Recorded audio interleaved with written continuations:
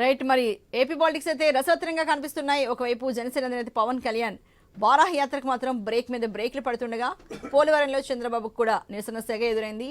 మరి TDP ticket బొరగంకి ఇవ్వాలని TDP శ్రేణులంతా అక్కడ నిరసన చేశారు. జగనన్నపై బాణర్ వదులుతూ కడపలో షర్మిల సునీత తమ ప్రచారంలో జోరెత్తి పెంచారు. హంతకులు పార్లమెంట్కి వెళ్లకూడదు అంటూ తమ పోటీలో దిగుతున్నట్లుగానే షర్మిల చెప్తున్నారు. అలాగే నెల్లూరు జిల్లాలో జగన్ ప్రభంజనం అయితే కంటిన్యూ అవుతోంది. మొదటి సంతకం వాలంటీర్లదే అంటూ ఆయన పదే పదే చెప్తూ వస్తున్నారు. అలాగే కేంద్ర మాజీ మంత్రి కిలి కృపారాణి కాంగ్రెస్ పార్టీలోకి చేరిపోయారు. ఇక రఘురామకృష్ణరాజు భవిష్యత్ అయితే చంద్రబాబు చేతిలో ఉందంటూ ప్రచారం అయితే జోరందుకుంది. నల్లజర్లలో చంద్రబాబుతో భేటీ అయ్యాక తాను టీడీపీలో చేరుతానని ప్రకటించారు. కానీ కాకపోతే ఎక్కడి నుంచి పోటీ చేస్తారు రఘురామకృష్ణరాజు అన్న దానిపై సస్పెన్స్ అయితే ఇంకా కంటిన్యూ అవుతోంది.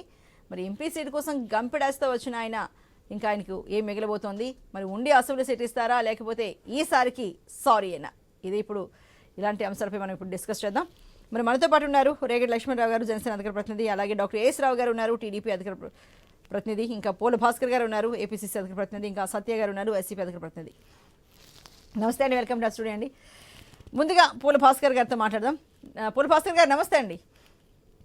నమస్కారం అండి. భాస్కర్ గారు, హంతకులు పార్లమెంటుకు వెళ్లకూడదు అనే నినాదంతో షర్మిల బస్ యాత్రను చేపడుతూ కడప జిల్లా వ్యాప్తంగా, కడప పార్లమెంట్ నియోజకవర్గ వ్యాప్తంగా ఆమె బస్ యాత్ర చేపట్టారు. దానికి సునీత అలాగే ఇతర కాంగ్రెస్ శ్రేణులు కూడా మద్దతు పలికాయి. కాకపోతే బస్ యాత్ర స్పందన ఎలా అనిపిస్తోంది? కొంతమంది అంతంత మాత్రంగానే ఉంది అన్న విమర్శల నేపథ్యంలో మీకైతే ఏమనిపిస్తోంది? ప్రజలైతే స్వచ్ఛందంగా వస్తున్నారు మేడం. అక్కడ ఉన్నటువంటి ప్యానెల్ లో ఉన్నటువంటి సభ్యులందరికీ ముఖ్యంగా ముందు నమస్కారాలు. స్వచ్ఛందంగా ప్రజలు వస్తున్నారు. ఖచ్చితంగా అధికార పార్టీ మీద ఉన్నటువంటి వ్యతిరేకత, అదే విధంగా తన సొంత చిన్నాయన మీద పడినటువంటి నిందేదైతే ఉందో దాన్ని తుడిపేసుకోకుండానే మళ్ళీ అధికారంలోకి వచ్చాక కూడా ఏమి చేయకుండా ఈ దినం మళ్ళీ ఎలక్షన్లకు వెళ్తున్నటువంటి పరిస్థితి. 5 సంవత్సరాలు పూర్తి చేసుకుంటున్నారు. సొంత కూతురు, అదేవిధంగా సొంత చెల్లెలే వచ్చి ఈ దినం ప్రజలను మా తండ్రిని చంపారని ఆమె చెప్తుంది. సొంత చెల్లెలు కూడా మా చిన్నాయన్ని చంపినటువంటి వాళ్ళను కాపాడుతున్నారన్నటువంటి ఒక నినాదంతో అయితే ప్రజల్లోకి వెళ్తుంది. ఖచ్చితంగా గెలిచేటువంటి పరిస్థితులు అయితే ఉన్నాయి. కానీ ఎమ్మెల్యే అభ్యర్థులను మంచి వ్యక్తులను పెట్టుకొని ఖచ్చితంగా ఓటు శాతాన్ని పెంచుకుంటే అత్యధిక మెజార్టీతో గెలుస్తుందన్నటువంటి ఉద్దేశంతో మేము చెప్తున్నాం మేడం. ఓకే అండి. అయితే షర్మిలకు తోడు సునీత ఇద్దరు అక్క చెల్లెళ్ళు ముందుకు వెళ్తున్నారు. అయితే జగన్మోహన్ రెడ్డి అటు అవినాష్ రెడ్డికి సపోర్ట్ చేస్తున్నారు, ఆయనకి టికెట్ ఇచ్చారు. అయితే అక్కడ ఆ నియోజకవర్గంలో చూసుకుంటే కడప ప్రజలు కావచ్చు, మొత్తంగా రాష్ట్ర వ్యాప్తంగా ఉన్న ప్రజలు కావచ్చు, అక్క చెల్లెళ్ళకే తమ ఓటుని వేయబోతున్నారా, లేకపోతే జగన్మోహన్ రెడ్డికి? మొత్తానికి అన్నా చెల్లెళ్ళ మధ్య ఈ యుద్ధం దేంతో మనం సరిపోల్చవచ్చండి? ఖచ్చితంగా అధికార పార్టీ మీద మొత్తం మీద కూడా రాష్ట్ర వ్యాప్తంగా వ్యతిరేకత అనేది ఉంది. దానికి తోడు సొంత చెల్లెల్నే చంపితే సిబిఐ ఎంక్వైరీ చేస్తా అని చెప్పినటువంటి ఈ యొక్క ముఖ్యమంత్రి ఎలాంటి ఎంక్వైరీలు పెట్టదు, వాళ్ళను కాపాడేటువంటి ప్రయత్నం చేస్తున్నారని ప్రజల నుంచి విపరీతమైనటువంటి వ్యతిరేకత భావం వస్తే కూడా దాన్ని పట్టించుకోకుండా అతనికే సీటు కేటాయించి ఎంపీ అభ్యర్థిగా మళ్ళీ నిలబెట్టాడు అంటే ప్రజలు ఎంత జీర్ణించుకోలేకున్నారో ఓటు రూపంలో తెలియజేస్తారని చెప్పి మేము కాంగ్రెస్ పార్టీ నుంచి తెలియజేస్తాం. ఓకే, రైట్ అండి. మరి ఇదే ఇష్యూకి సంబంధించి మనం మాట్లాడదాము. డాక్టర్ ఏఎస్ రావు గారు, టీడీపీ అధికార ప్రతినిధి. నమస్తే అండి డాక్టర్ ఏఎస్ రావు గారు. నమస్కారం అర్చన గారు. ఓకే, మరి ఇప్పుడు ఇవాల్టి షర్మిల బస్ యాత్ర గురించి మాట్లాడతారా? అలాగే ఇంకొక వైపు మనకి ట్రిపుల్ గురించి కూడా టీడీపీలో ఏం జరగబోతోంది? ఎందుకంటే ఆయనకి నర్సాపురం ఎంపీ సీట్ అనేది ఇంకెలాగూ లేదు, అది బీజేపీకి వెళ్ళిపోయింది కాబట్టి. కాకపోతే ఉండి మరి ఆల్రెడీ రామరాజుకి కేటాయించేశారు, ఆయన సిట్టింగ్ ఎమ్మెల్యే, ఆయన ఆల్రెడీ ప్రచారం కూడా మొదలు పెట్టేశారు. మరి ఉండి నియోజకవర్గం ఏమన్నా ట్రిపుల్ కేటాయించే అవకాశాలు ఉన్నాయా, లేకపోతే మరి మేము అడుగుతున్నట్టు ఈసారికి సారీ అయినా? సారీ అనే విషయం జరగదనుకుంటున్నాను. ఎందుకంటే అత్యంత సన్నిహితంగా తెలుగుదేశం పార్టీతో గత సంవత్సరం పాటు ఆయన తెలుగుదేశం పార్టీ సన్నిహితంగా ఉంటున్నారు. అదే కాకుండా ముఖ్యంగా మా అధినాయకుడు నిర్బంధంలో ఉన్నప్పుడు తెలుగుదేశం పార్టీకి అనేకంగా సానుకూలంగా వారు వ్యవహరించాడు. ఖచ్చితంగా తెలుగుదేశం పార్టీ వారు చేసినటువంటి సహాయాన్ని, మాకు ఉన్నటువంటి అనుకూలతని ఖచ్చితంగా వారికి తగిన సహాయం మాత్రం చేయడం జరుగుతుంది. ఖచ్చితంగా ఒకవేళ నరసాపురం టికెట్ కాకుంటే ఇంకా వేరే ఎక్కడైనా అసెంబ్లీ సెగ్మెంట్లో చేయడం జరుగుతుంది. ఎందుకంటే RRRకి ఒకరు పైన పగ తెచ్చుకునే అవకాశం కూడా ఉంది. ఆ అవకాశం కూడా కల్పించాలని మేము ఒక ఆలోచన ఉంటుంది. ఏ వ్యక్తి అయితే, ఏ రాక్షసుడైతే ఈ ట్రిబుల్-ఆర్ని నిర్దాక్షిణ్యంగా పోలీసులతో కొట్టించారో, ఏ ఫిజికల్ అసల్ట్ చేశారో, రేపు ఎందుకు అసెంబ్లీ బరిలో నిలిచోబెట్టి రఘురామకృష్ణరాజు ఎందుకు హోంమంత్రి చేయకూడదు? ఓకే, టిట్ ఫార్ టాట్ అనేది కూడా జరుగుతుంది రాజకీయాల్లో. దేనికి కూడా అది ఆశ్చర్యపోయిన అంటే విషయం లేదు. రఘురామకృష్ణరాజు పోటీ చేయడం అనేది ఖాయం టీడీపీ తరఫున మీరు ఖచ్చితంగా చెప్తున్నారు. 99% ఆయన పోటీ చేస్తారు. ఒకళ్ళు చేయకున్నా కానీ సముచిత స్థానం ఇచ్చి ఖచ్చితంగా తెలుగుదేశం పార్టీలో ఈరోజు జాయిన్ అయ్యారు కాబట్టి తెలుగుదేశం పార్టీతోనే ఉంటారు. ఓకే, ఆయన మా భవిష్యత్తులో రాజకీయ ప్రస్థానం అంతా తెలుగుదేశం కొనసాగుతుంది, no doubt at all. Okay, కానీ ఇక్కడ చూస్తే ప్రజల్ని, ఆంధ్రప్రదేశ్ ప్రజల్ని వీళ్ళు పిచ్చోళ్ళని ఎలా చేస్తున్నారో ఆలోచించండి. ఈరోజు షర్మిలమ్మ బయటకు వచ్చి నిన్న ఇక్కడ హలీము, బిస్కెట్, ఇరానీ చాయ్ అన్ని రకరకాల నేను అంబాసిడర్ని ఇక్కడ మొత్తం పార్టీ పెట్టింది. ఇక్కడ పార్టీ పెట్టినప్పుడు ఒక నిమిషం నుండి ఎంత చిన్న కుటుంబం అయినా, ఎంత పెద్ద కుటుంబం అయినా, ఓ కుటుంబంలో దాదాపుగా 5-10 మంది ఉంటారు అనుకోండి. అందులో 9 వ్యక్తులు ఒకరిని తన కుటుంబంలో ఒకరిని అంతకులను చూపించినప్పుడు, నేరస్తులను చూపించినప్పుడు ఆ కుటుంబానికి పెద్ద అయిన వాళ్ళు కూడా వాడిని నేరస్తునిగా పరిగణించాలి కదా. ఎందుకు పరిగణించలేదు అంటే ఇది నాటకమ్మా, లేకుంటే ఇది మ్యాచ్ ఫిక్సింగా? ఇప్పుడు ఏదో క్లియర్గా చెప్తున్నా నేను. మొన్నటి వరకు ఇక్కడ షర్మిల ఇక్కడ ఉండి జగన్ని తిట్టినప్పుడు, జగన్ మీద అనేకమైనటువంటి ఆరోపణలు పెట్టినప్పుడు షర్మిల వెన్ను తట్టి షర్మిల పక్కకుండి ముసినవ్వులు నవ్విన విజయమ్మ గారు, ఇప్పుడు పాయాలలో బస్ యాత్ర స్టార్ట్ చేసినప్పుడు షర్మిలను వదిలేసి అక్కడ పోయి జగన్ దగ్గర నిల్చొని, ఓ భగవంతుడా నీ యొక్క బలమైన చేతితోడి నా పుత్రునికి విజయం చేకూర్చు అంటే బిడ్డ మీద విజయం చేకూర్చాలా? అంటే విజయమ్మకి ఇక్కడ ఉన్నప్పుడు నేరస్తుడు కనిపించాడు, అవినాష్ రెడ్డి నేరస్తుడు కనిపించాడు. ఇప్పుడు పార్టీ మారిందా ఆమె, లేకుంటే ఫ్యామిలీ మారిందా, లేకుంటే ఏం మారింది? ఆమెకి ఎందుకు కనిపించదు? ఇప్పుడు వాళ్ళ కుటుంబంలోనే వాళ్ళు వేసినటువంటి మొత్తం ఒక స్క్రిప్ట్ అనేది బయట పబ్లిక్ అర్థమవుతుంది, జగన్కి అర్థమవుతుంది. ఇంకెన్నాళ్ళు ప్రజలను ఎర్రి పుష్పాలనుకొని ప్రజలను పిచ్చోళ్ళని చేస్తారు? ఫస్ట్ మీ విజయమ్మకు చెప్పండి. అంతకుడు ఎవడో, బంతకుడు ఎవడో. మీ విజయమ్మకు ఒక ఆమె ఎంత ఆశీర్వాదం ఇచ్చి పంపించింది కదా, ఆశీర్వాదం ఇచ్చి పంపించే కొడుకు వెంబడి అంతకులు ఉంటారు నాయన, నా కొడుకు అంతకుడు, అదే విధంగా ప్రార్థించమని చెప్పండి ఆ ప్రభువుని. ప్రభువా నా కొడుకు అంతకుడు, నా కొడుకు ఎంబడున్నోడు కూడా అంతకుడు, ఈ అంతకులను మన్నించి వీళ్ళు చేసిన హత్యా నేరం అన్నా కూడా మన్నించి ప్రజల చేత ప్రజల మనసు మార్పించి ఓటేయించమని ప్రార్థిస్తుందా? ఏమని ప్రార్థిస్తుంది? ప్రజలకు చెప్పాలి ఈరోజు. అది చెప్పకుండా నాటకం ఆడుకుంటా ఈ తల్లి కాంగ్రెస్ పిల్ల కాంగ్రెస్ ఇద్దరై ప్రజలను పిచ్చోళ్ళని చేస్తున్నారు. ఎవరిలకు ఓటేసేది? ఈరోజు షర్మిల ఆంధ్రప్రదేశ్ పోయింది, ప్యాకేజ్ తోటే పోయింది, ప్రభుత్వ వ్యతిరేక ఓటు చేర్చడానికే పోయింది. డెఫినెట్లీ జగన్మోహన్ రెడ్డి ఆడిపిస్తున్నట్టు నాటకం ఇది. లేకపోతే నీకు రాజకీయాన్ని అంతా ఇది ఉంటే, మీ అమ్మ పెద్ద తల్లి కదా, ఆ విజయమ్మ మహానాయకుడి భార్య కదా, సత్యమణి కదా, మహాతల్లి కదా, కొడుకుకి చెప్పదా అరే నీ చెల్లెనే కదరా పోయి ఒక టికెట్ ఇచ్చాను అడగొచ్చు కదా. ఆమె రాజకీయ భవిష్యత్తు గురించి రాజకీయంగా నిలదొక్కుకోవడానికి వేరే వాళ్ళ పార్టీలు, వేరే వాళ్ళ అధిష్టానానికి తిరిగి కాళ్ళు చెప్పులు అరిగించుకోవడం ఎందుకు? వేరే వాళ్ళ జెండా మోయడం ఎందుకు? ఒకప్పుడు నువ్వు జైల్లో ఉన్నప్పుడు 16 నెలలు నీ పార్టీ జెండాను మోసిన ఆ అమ్మాయినే కదా.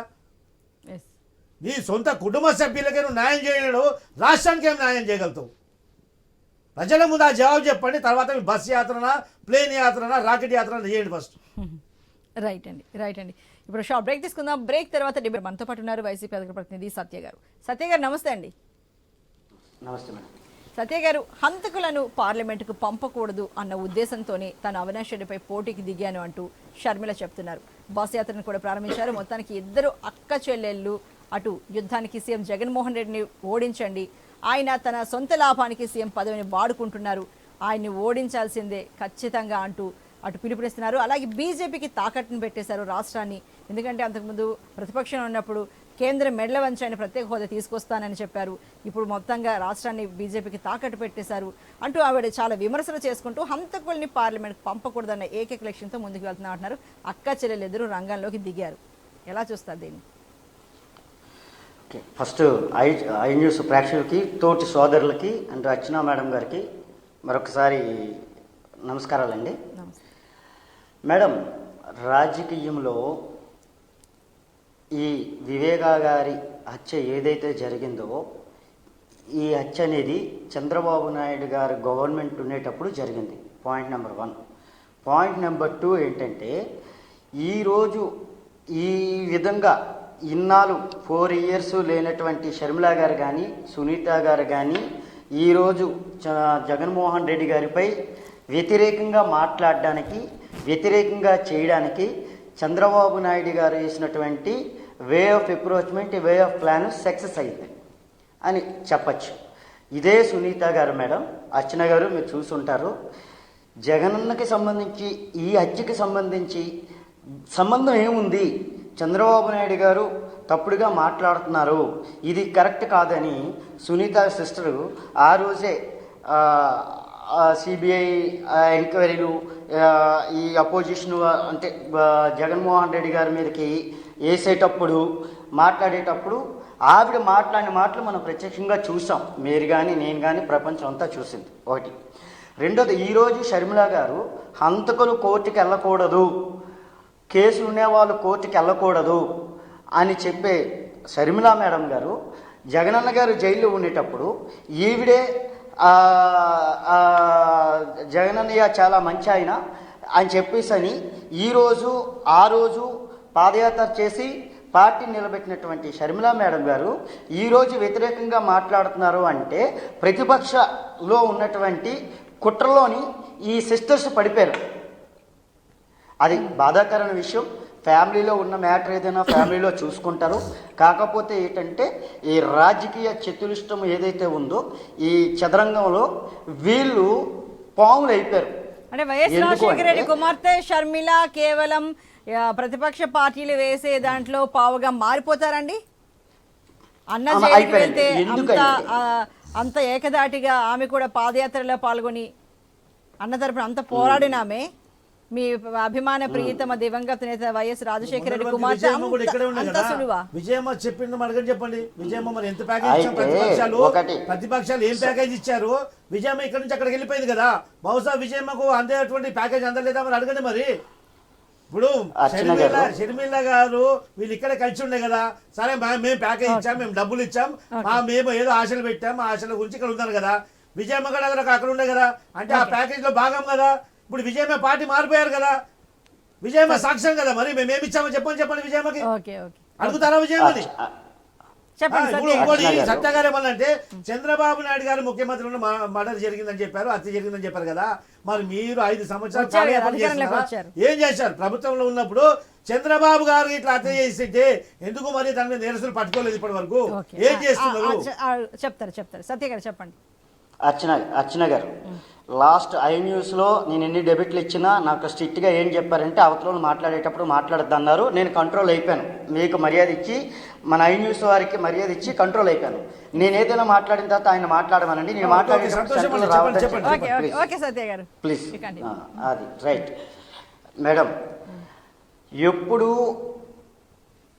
మీరు అన్నారు ఇంత జగనన్న మంచివాడు కాబట్టి మేము మీ iNews ద్వారా కూడా ఖచ్చితంగా అభ్యర్థులను ఎన్నుకోవడంలో. పూల భాస్కర్ గారు మీరు ఒక నిమిషం ఉండండి. మీరు ఏఎస్ రావు గారు, అర్చన గారు, ఈరోజు ఇద్దరు అన్నా చెల్లెళ్ళు పంచాయతీలో పడేసి పాపం అమాయకులు కాంగ్రెస్ కార్యకర్తలు విలవిల్లాడిపోతున్నారు. వాళ్ళకి ఎక్కడ అర్థం కాకుండా ఈ వైసీపీ కార్యకర్తల బీజేపీ కార్యకర్తలు ఎక్కడి నుంచి వచ్చారా బాబు మా పార్టీలో అని చెప్పేసి తలబట్టుకునే పరిస్థితి. ఇప్పుడు బహిరంగంగా ఆ పార్టీ నాయకులే వచ్చి మా నాయకురాలు చెప్పింది తింటే మంచిగా ఉంటుంది, జగనన్న చెప్పింది తింటుంది, బ్రదర్ బ్యాడ్ బాయ్ అన్నాడు, బ్రదర్ గుడ్ బాయ్ ఎట్లయితాడని చెప్పేసి ఎట్లా అని కన్ఫ్యూజన్లో ఉన్నారు. పాపం వాళ్ళు ఇప్పుడు మా ప్రజలను ఏ విధంగా మోసం చేశారు. కాంగ్రెస్ పార్టీలో షర్మిల చేరి కాంగ్రెస్ పార్టీ నిబద్ధత కలిగినటువంటి నాయకులను కూడా మోసం చేస్తుంది. ఇది అందరు చూస్తుండ్రు. కాంగ్రెస్ పార్టీ నాయకుల మీద కాడర్ పైన జాలిస్తుంది. ఈరోజు ఆంధ్రప్రదేశ్ ప్రజలు కాంగ్రెస్ పార్టీ పైన జాలి పడుతున్నారు. మళ్ళీ షర్మిల ట్రాప్లో పడి జగన్మోహన్ రెడ్డి పెట్టిన క్యాండిడేట్లే పెడుతున్నారు. It is clearly declared. Jaganmohan Reddy పెట్టినటువంటి క్యాండిడేట్ జగన్మోహన్ రెడ్డి కనుసంధాలు నడుస్తున్నటువంటి కాంగ్రెస్ పార్టీ, జగన్మోహన్ రెడ్డి తోటి ప్యాకేజ్ తీసుకుని అక్కడ పెట్టినటువంటి పార్టీ, జగన్మోహన్ రెడ్డి పెట్టిన క్యాండిడేట్స్ అక్కడ ఉంటున్నారు. ఖచ్చితంగా ప్రభుత్వ వ్యతిరేక ఓట్లు చీల్చడానికి కాంగ్రెస్ పార్టీ అక్కడ పనిచేస్తుంది. మేడం, ఆమెకు పూర్తిగా అక్కడ ఉన్నటువంటి కోటరీగా ఏర్పడినటువంటి కొద్ది మంది వ్యక్తులు తప్పుడు సమాచారం ఇవ్వడం వల్ల ఇటువంటి అభ్యర్థులను ఏర్పాటు చేశారు. అధ్యక్షురాలకు తప్పుడు సమాచారం ఏందో కరెక్ట్ సమాచారం ఏందో తెలుసుకోనంత నైపుణ్యత లేనప్పుడు ఓ కాంగ్రెస్ పార్టీ ఒక జాతీయ పార్టీకి ఏ విధంగా రాష్ట్రానికి అధ్యక్షురాలు చేశారు, ఏం చూసి చేశారు, ఆమె కేపబిలిటీ చూసా, ఆమె నైపుణ్యత చూసా, లేకుంటే జగన్మోహన్ రెడ్డి ఇచ్చినటువంటి ప్యాకేజ్ గా ఈ తల్లి కాంగ్రెస్ పిల్ల కాంగ్రెస్ ఉన్నటువంటి ప్యాకేజా? ఇది ప్యాకేజ్ బయట పడిపోతుంది. రాయచోటిలో ఎంపీ అభ్యర్థిగా బాలసుబ్రహ్మణ్యం పెట్టారు, ఉమ్మడి కూటమి వస్తే మార్చుకున్నారు. అవన్నీ జరుగుతూ ఉంటాయి పార్టీల్లో, కానీ కొన్ని తప్పిదాలు లేకుండా ఏముండవు. కానీ ఖచ్చితంగా అభ్యర్థుల యొక్క విషయంలో పూర్తిగా అధిష్టానం ఐఏసీసీ అభ్యర్థులు అయితేనే అందరూ కూడా దాని మీద పూల భాస్కర్ గారు, నేను ఒకటే విషయం చెప్తాను, క్లియర్ గా చెప్పండి. ఇప్పుడు ప్రకటించినటువంటి 114 క్యాండిడేట్లను ఎంతమందిని మీ షర్మిల గారు గుర్తుపడతారు? అదొక్కటి చెప్పండి చాలు, అదొక్కటి చెప్పండి. మరి అది వాస్తవం అయిపోయాయి, కథం అయిపోయి ఇంకేముంది కదా. దానికి మేము మీరు మీ అధ్యక్షురాలు ప్రకటించేటువంటి క్యాండిడేట్ల పేర్లు కానివ్వండి, వాళ్ళ గురించి పరిచయం కూడా లేనప్పుడు ఏ విధంగా పార్టీ నడిపిస్తారా? ఓట్లు పడేది దేవుడు ఎరుగ కానీ. ఓట్లు కాంగ్రెస్ పార్టీకి రాహుల్ గాంధీ గారు పెట్టినటువంటి స్కీమ్స్ అయితేనే రాహుల్ గాంధీ పూల భాస్కర్ గారు, మీరు రాహుల్ గాంధీ దగ్గరికి వెళ్ళండి. రాహుల్ గాంధీ దగ్గరికి వెళ్ళకండి. ఇప్పుడు చర్చ పక్కదారి పడుతుంది. రాహుల్ గాంధీ దగ్గరికి వెళ్తే ఇప్పుడు మొత్తం దేశవ్యాప్తంగా చర్చ వెళ్తుంది, డిబేట్ టైం వేస్ట్ అవుతుంది.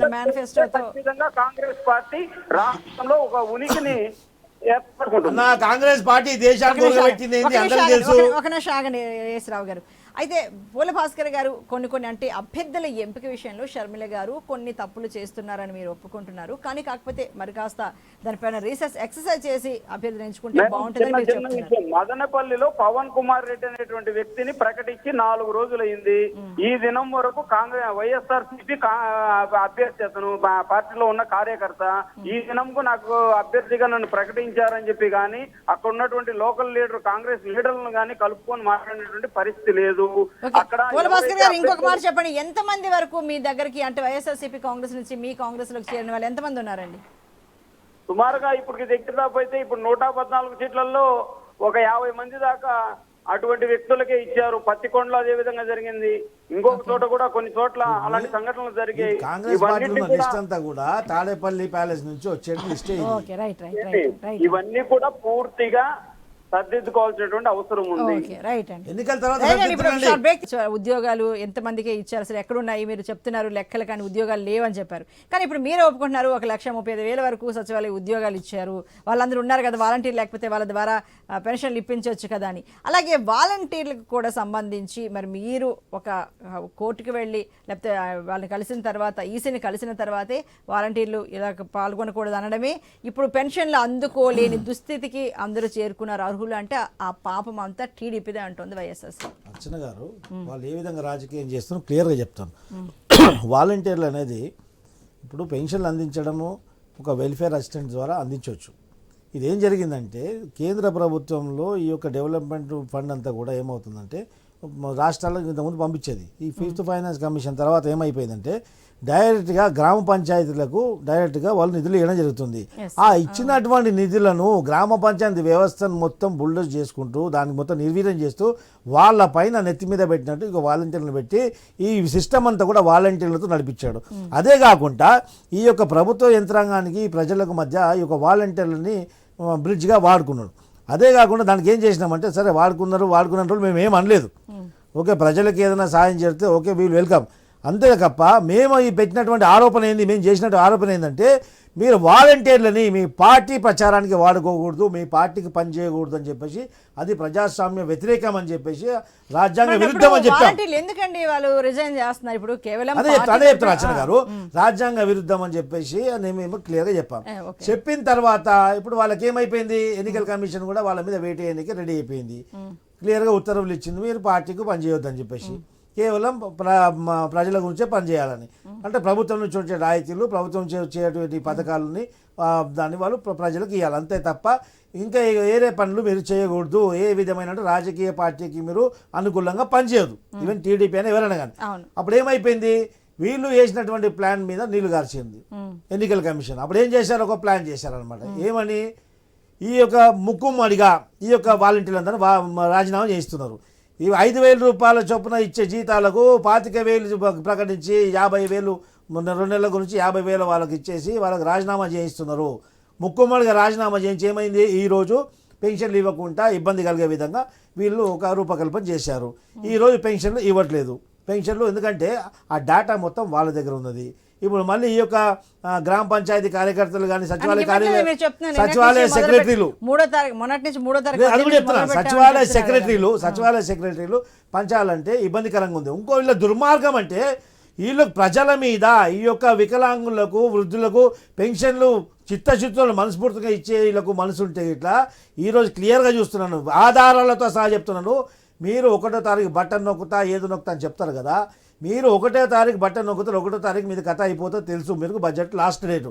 అప్పుడు మీరు ఏం చేయాలా, 1వ తారీఖు ఈ వృద్ధులకు వికలాంగులకు వీళ్ళపైన ఉదార స్వభావంతో మీరు పెట్టినటువంటి పథకాలు కదా, అప్పుడు వాళ్ళకు డబ్బులు ఉండాలి కదా ట్రెజరీలా ఈ యొక్క పెన్షన్లకు సంబంధించి 19,000 కోట్ల రూపాయలు అక్కడ అవసరం ఉంది. 19,000 కోట్ల రూపాయలు అక్కడ అవసరం ట్రెజరీలో ఉండాల్సిన అవసరం ఉంది. దానికి వారం రోజుల ముందే దాదాపు 30,000 కోట్ల రూపాయలు మీకు అనుకూలంగా ఉండే మోకరిల్లే కాంట్రాక్టర్లకు మీరు డబ్బులు చెల్లించారు, ఖజానాన్ని ఖాళీ చేశారు. కేవలం 3,000 కోట్ల రూపాయలు మాత్రమే ట్రెజరీలో ఉన్నాయి ఫస్ట్ రోజు. ఈ రోజు మరి 3,000 కోట్ల రూపాయలు ట్రెజరీ ఉన్నాయి. 19,000కు 16,000 షార్టేజ్ ఉన్నాయి. మొత్తం ఉన్నటువంటి అందరికీ కూడా పెన్షన్ అయినా సాధ్యం కాదన్నప్పుడు అక్కడ పనిచేస్తున్నటువంటి యంత్రాంగము చీఫ్ సెక్రటరీ గారు ఒక అనౌన్స్మెంట్ ఇవ్వడానికి అవసరం లేదా, మీకు పెన్షన్ రావడంలో లేట్ అవుతుంది అనవసరం లేదా, కావచ్చుకొని ఈ రాజీనామా చేసినటువంటి వాలంటీర్స్లో ఈ యొక్క వృద్ధుల లబ్ధిదారుల చెవులో ఊది వాళ్ళందరినీ కూడా అక్కడ సచివాలయ కార్యాలయాలకు పంపించి అక్కడ ఏ విధమైనటువంటి సౌకర్యాలు లేకుండా మండి టెండర్ల ఒక నీళ్లు కానీ షామియానాలు కానీ ఏర్పాటు లేకుండా వాళ్ళు ఎండ దెబ్బ కొట్టి చనిపోయేలాగా పరిస్థితి వాళ్ళు తీసుకొచ్చారు. ఇది పరోక్షంగా హత్య చేయించినటువంటి కార్యక్రమం, ఇది పరోక్షంగా హత్య గావించుడు వైఎస్ జగన్మోహన్ రెడ్డి. అందరికీ మీరే కారణమని వాళ్ళు ప్రతి విమర్శ ఈ రోజు ఈ నెపం ఈ దుర్మార్గాన్ని మీరు చేసి ఈ పరోక్ష హత్యలు మీరు చేసి మీరు శివరాజకీయాలు చేసుకుంటూ మళ్ళీ చనిపోయిన వాళ్ళ మీద మళ్ళీ ఓదార్పు యాత్ర చేస్తారు. మీరు అదే కార్యక్రమం మీరు చేస్తున్నారు. ఆ నెపాన్ని తెలుగుదేశం పార్టీ మీద నెడతారా? రండి ఇప్పుడు దీనికి జవాబు చెప్పండి. ఈ రోజు ప్రభుత్వ ట్రెజరీలో 19,000 కోట్ల రూపాయలు ఉండి మీరు ఇయ్యలేకపోతున్నారా? మీరు డబ్బులు లేక ఇయ్యలేకపోతున్నారా? మీరు సాక్ష్యాధారం ఇవ్వగలుగుతారా? Okay, right. సత్య గారు ఏం చెప్తారండి దీనికి? పరోక్ష హత్యలకు పాల్పడుతోంది ఇలా వాలంటీర్ల వ్యవస్థను, అంటే వాళ్ళు ఇవ్వద్దు అన్న మాత్రం చేత అందివ్వగలరు, కానీ కావాలని ఇలా చేస్తోంది వైఎస్ఆర్సీపీ ప్రభుత్వం, కేవలం టీడీపీ మీద బురద జల్లడానికి పరోక్ష హత్యలకు కూడా పూనుకుంటోంది అంటున్నారు. ఏమంటారు? మ్యూట్లో ఉందండి సత్య గారు మీ ఆడియో. ఓకే ఇప్పుడు వినిపిస్తుంది మేడం, కరెక్ట్గా వినిపిస్తుంది. ఎవరు ఏ కార్యక్రమం మీద ఏ పార్టీ మీద ఎవరు బురద జల్లుతున్నారో ఎవరు జల్లట్లేదో ప్రత్యక్షంగా జనాలు చూస్తున్నారు sister. Point number 1. Point number 2 ఏంటంటే సీఎం రమేష్ గారు ఈసీకి అప్లై చేసింది వాలంటరీ వ్యవస్థను వినియోగించకూడదు, వాలంటరీ వ్యవస్థ ద్వారా మనం పంపిణీ పెన్షన్స్ అనే కానీ మిగతా కార్యక్రమాలు కానీ చేయకూడదు అని చెప్పేసి ఈసీ దగ్గర నుంచి వాళ్ళు తెచ్చుకున్నారా లేదా? ఇది పాయింట్ నెంబర్ 1 కరెక్టా కాదా? ఇప్పుడు సోదరుడు చెప్పేటట్టుగా ఏంటంటే 1వ తారీఖు పెన్షన్లు పడతాయి అనేటప్పుడు అందులో గవర్నమెంట్లో అకౌంట్లో డబ్బులు ఉండాలి కదా, వాళ్ళ దగ్గర డబ్బులు లేక లేట్ చేసి ఈ ప్రతిపక్షం మీద తోసేస్తున్నారు ఈ వైఫల్యాన్ని అని మాట్లాడారు. జగన్మోహన్ రెడ్డి గారు బటన్ నొక్కేటప్పుడు ముందుగుండగానే ఈ ఎలక్షన్ కార్యక్రమం వల్ల ఈసీ వల్ల ఒక 2 రోజులు 3 రోజులు లేట్ అయ్యే అవకాశం కూడా ఉంటుంది అని క్లియర్గా జగన్మోహన్ రెడ్డి గారు చెప్పారు. అది మీకు తెలుసు, మాకు తెలుసు, అందరికీ తెలుసు. కానీ ఆయన అడ్జస్ట్మెంట్ ప్రకారంగా మొత్తం ఫండ్ను మొబిలైజ్ చేసి ఈ అకౌంట్కి తీసుకొచ్చే కార్యక్రమంలో రిలీజ్ చేస్తునేటప్పుడు ఈ తాలూకా ఈసీకి అప్లై చేయడం, ఈ తాలూకా పేదలు ఏదైతే ఉన్నారో బడుగు బలహీన వర్గాలు అండ్ వికలాంగులు, వితంతువులు, తర్వాత మెడిసిన్ పర్పస్ చేసుకునేటువంటి వాళ్ళు, వీళ్ళు తాలూకా ఉసిరినైతే మాత్రం ఇంటికి పట్టుకెళ్ళి డబ్బులు ఇచ్చేటువంటి కార్యక్రమాన్ని స్టాప్ చేయించి కాదండి, వాలంటీర్లు లేనంత మాత్రాన ఇంకెవరు లేరు ఇంటికి వెళ్ళి రాలేని వాళ్ళకి ఇవ్వగలిగేది. గతంలో కూడా వెల్ఫేర్ అసిస్టెంట్ వెళ్ళి ఇంటికి వెళ్ళి వికలాంగులకు, అది గుర్తుపెట్టుకోండి. ఇప్పుడు వాలంటీర్ లేనంత మాత్రాన మొత్తం అన్ని పథకాలు ఏమని చెప్పట్లేదు, కేవలం వికలాంగులకు వృద్ధులకు చెప్తున్నారు. ఒక నిమిషం ఆగండి సత్య గారు. ఏంటంటే ఇదేమి 2-3 రోజుల ముందు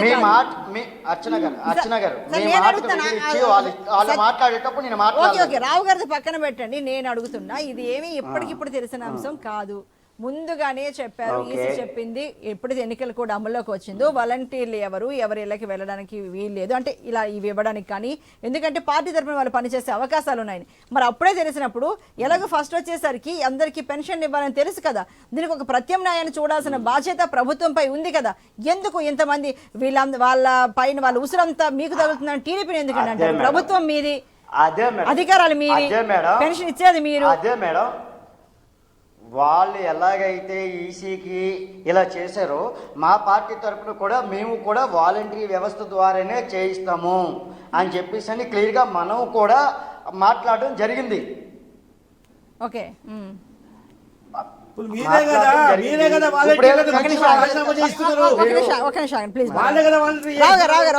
ఆయన చెప్పండి మాట్లాడదాం, అడుగుదాం. ఏంటి పెన్షన్ అనేది ఆగలేదు, వెళ్ళింది. ఎప్పుడండి మీరే అంటున్నారు కదా వాళ్ళందరూ మరి ఎవరేమో అవ్వకుండా మీరే కదా ఫోటోలని రిలీజ్ చేసింది కూడా మీరే, కొంతమందిని మంచాల మీద తీసుకెళ్లి కుర్చీల మీద తీసుకెళ్లి ఫోటోస్ రిలీజ్ చేసింది మీరే. ఖచ్చితంగా the great mister Chandrababu Naidu గారికి ఈ 77 లక్షల మంది పెన్షన్ తీసుకునే వాళ్ళు ఎవరైతే ఉన్నారో ఎలక్షన్ కమిషన్ కి ఏదైతే పిటిషన్ పెట్టి కాదండి, దాంట్లో తప్పే ఉంది. పెన్షన్ ఇవ్వాల్సింది మీరు, వాళ్ళకి ఒక అనుమానం ఉంది. వాలంటీర్ల ద్వారా వాళ్ళందరినీ బెదిరించో లేకపోతే వాళ్ళందరికీ ఓటు వేయమని చెప్పడం అవకాశాలు ఉన్నాయి కాబట్టి వాలంటీర్ వ్యవస్థని ఎన్నికల కోడ్ వచ్చిన తర్వాత వాళ్ళు ఇవ్వడానికి వీలేదని చెప్పారు. కొన్ని విషయాల్లో వాళ్ళకి దూరంగా ఉండాలని, దానికి మీరు పెన్షన్ ఇవ్వాల్సింది మీ చేతులు ఉన్నది మీరు ఇవ్వలేకపోయి దాన్ని వేరే పార్టీ మీద ఎదురు నెట్టుతారు. అర్చన గారు, ఈ రోజు ప్రజలు అనేది ఒక వాలంటరీ వెళ్ళి చెప్తే వేసేస్తారో, చంద్రబాబు నాయుడు గారు చెప్తే వేసేస్తారో, జగన్మోహన్ రెడ్డి గారు చెప్తే వేసేస్తారనే స్టేజ్ లో లేరు. ఎవరి వల్ల జగన్మోహన్ రెడ్డి గారు చంద్రబాబు నాయుడు గారు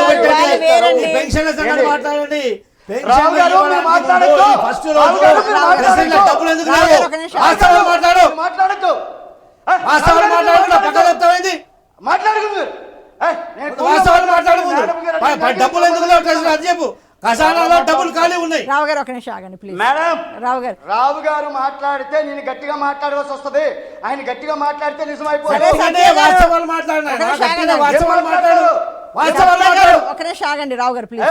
ఈ రోజు మేడం, ఈ రోజు వాలంటీర్స్ అంటే 4,25,000 మంది వాలంటీర్స్ ఉన్నారు అంటే జగన్మోహన్ రెడ్డి గవర్నమెంట్ లో వాళ్ళు 4,25,000 మంది మద్దతు చేసేలాగా పనిచేశారు. వాళ్ళు లేకపోతే పరిస్థితి ఎలాగుంటుందని మా జగన్మోహన్ రెడ్డి చెప్పక ముందే ఈ రోజు ప్రత్యక్షంగా అన్ని ఛానల్లో ప్రతి అవ్వతాత నోటంటే వింటున్నారు. ఎవరు వైఫల్యం ఇది మీరు ఒప్పుకోవాలి. సరే, ప్రభుత్వ ఖజానా ఖాళీగా ఉండబట్టే ఇవ్వలేదు పెన్షన్లు, దాన్ని ఎలా నెడుతున్నారని కూడా చెప్తున్నారు. 19,000 కోట్లు ఉన్నాయా లేదా అకౌంట్ అని అడుగుతున్నారు.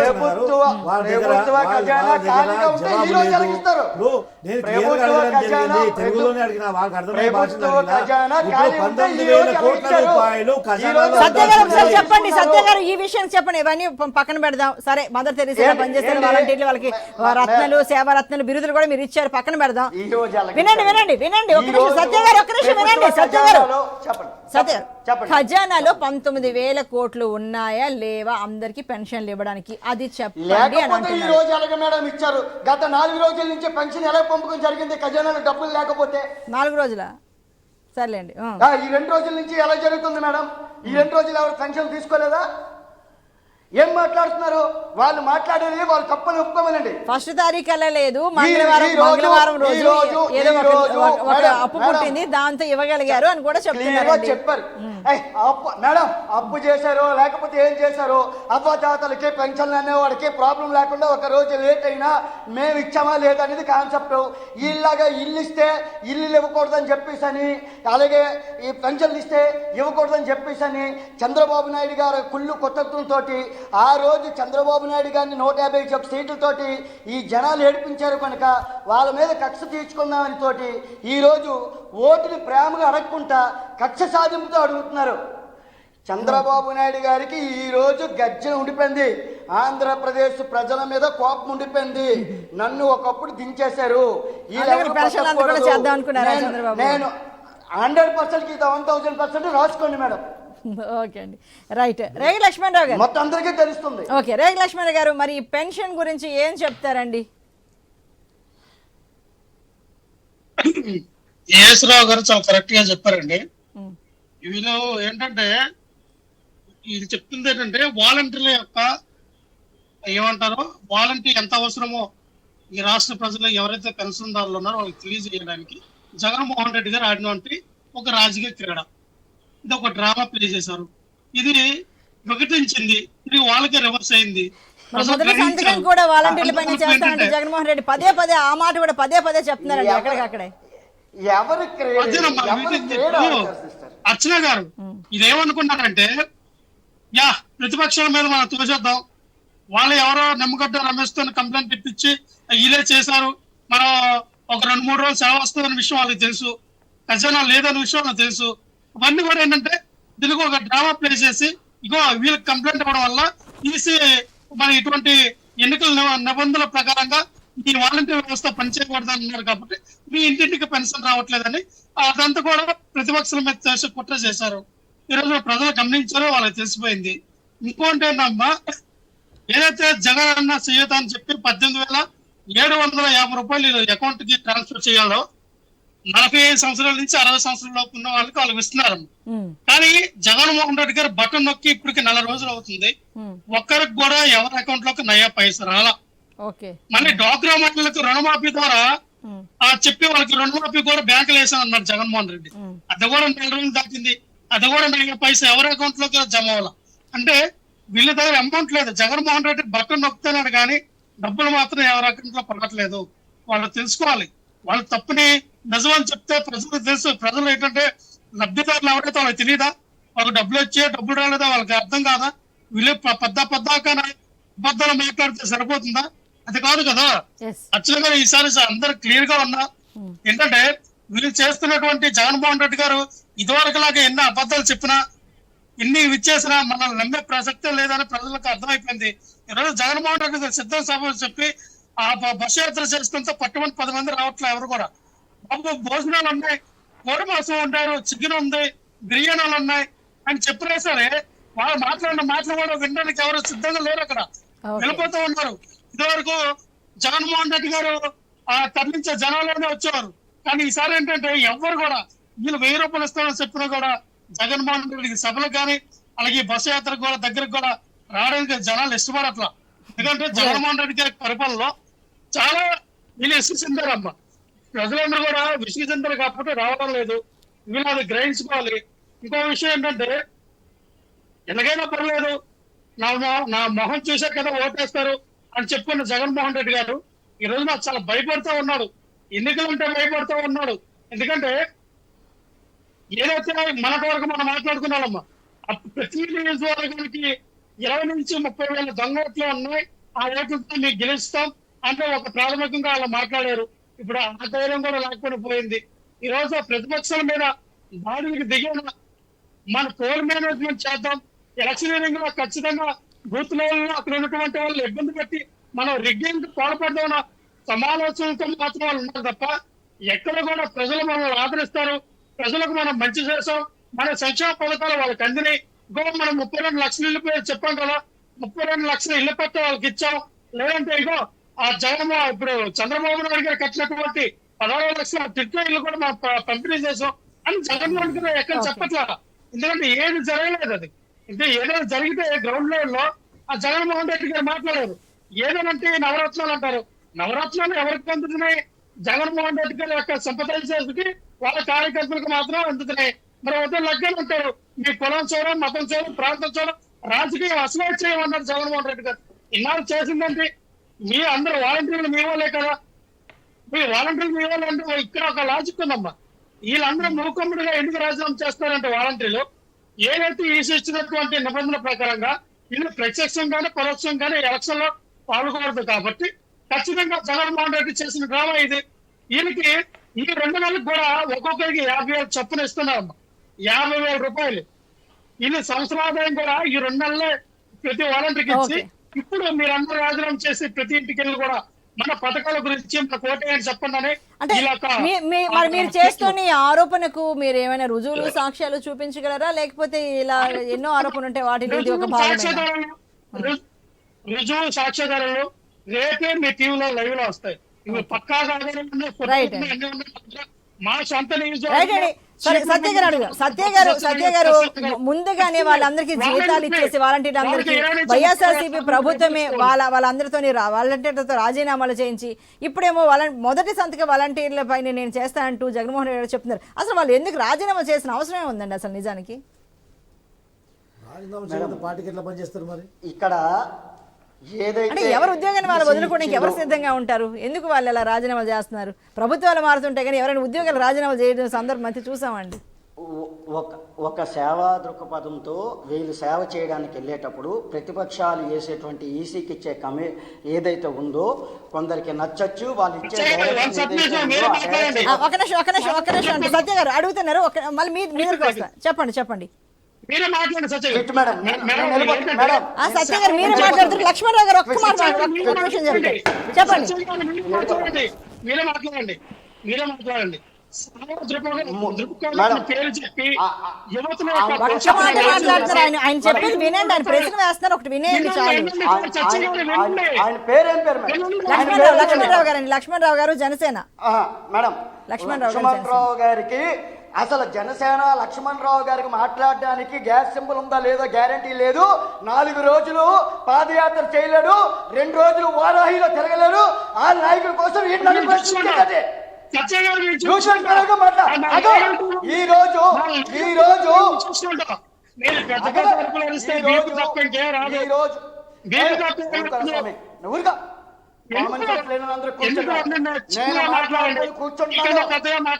నేను మీకన్నా గట్టిగా మాట్లాడుతున్నాను, మీకన్నా గట్టిగా కౌంటర్ ఇవ్వగలను.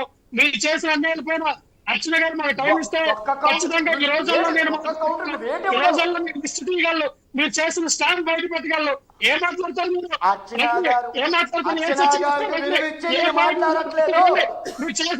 సత్య గారు చెప్పండి. సత్య గారు మీరు మాట్లాడండి. సత్య గారు ఒక నిమిషం ఆగండి. లక్ష్మణరావు గారు సత్య గారు మీరు మాట్లాడండి. లక్ష్మణరావు గారు మీరు ఆగండి. సత్య గారు మీరు చెప్పండి. లక్ష్మణరావు గారు 100%కి 1000% యూజ్లెస్ ఫెలోగా మాట్లాడుతున్నారు. ఈ రోజు జగన్మోహన్ రెడ్డి ఇలాంటి పదాలు వద్దండి. ఆయన చెప్పిన దానికి పర్సనల్ గా వెళ్ళకూడదు. సత్య గారు మేడం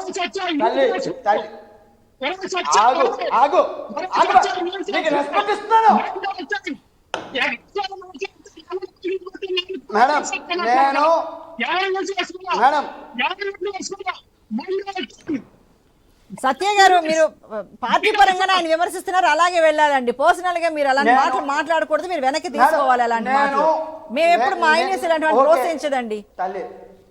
తల్లి ఒకసారి సిస్టర్ 1 minute చెప్పండి. నాకు గిరిగారు ఫోన్ చేసేటప్పుడు అర్చన గారు వస్తున్నారు, ఎవరు మాట్లాడేటప్పుడు మీరు మాట్లాడొద్దు అన్నారు. నేను కంట్రోల్ గా మాట్లాడకుండా పద్ధతిగానే నేను ఉన్నారు ఖచ్చితంగా మీరు ఉన్నారు. కానీ ఒకటండి మీరు తల్లి 1 minute తల్లి, నాకు బ్యాడ్ రిమార్క్ రాకూడదు. మీరంటే నాకు చాలా అభిమానం. నేను ఆ టైప్ ఆఫ్ వర్డ్స్ ఎందుకంటే మాట్లాడుతున్నాను.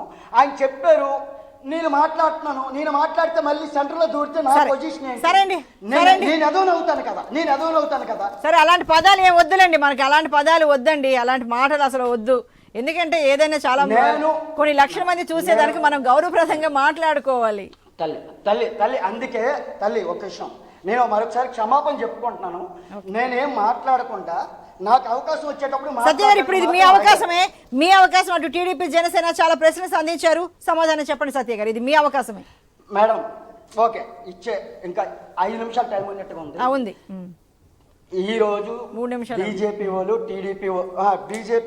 టీడీపీ వాళ్ళు నాకు ఇచ్చినటువంటి కార్యక్రమం ఏదైతే మాట్లాడారో, జగన్మోహన్ రెడ్డి గారు డీబీటీ ద్వారా ఇచ్చే డబ్బులు రావట్లేదు, చెయ్యట్లేదు అని చెప్పేసి ఎవరు కూడా మాట్లాడలేదు.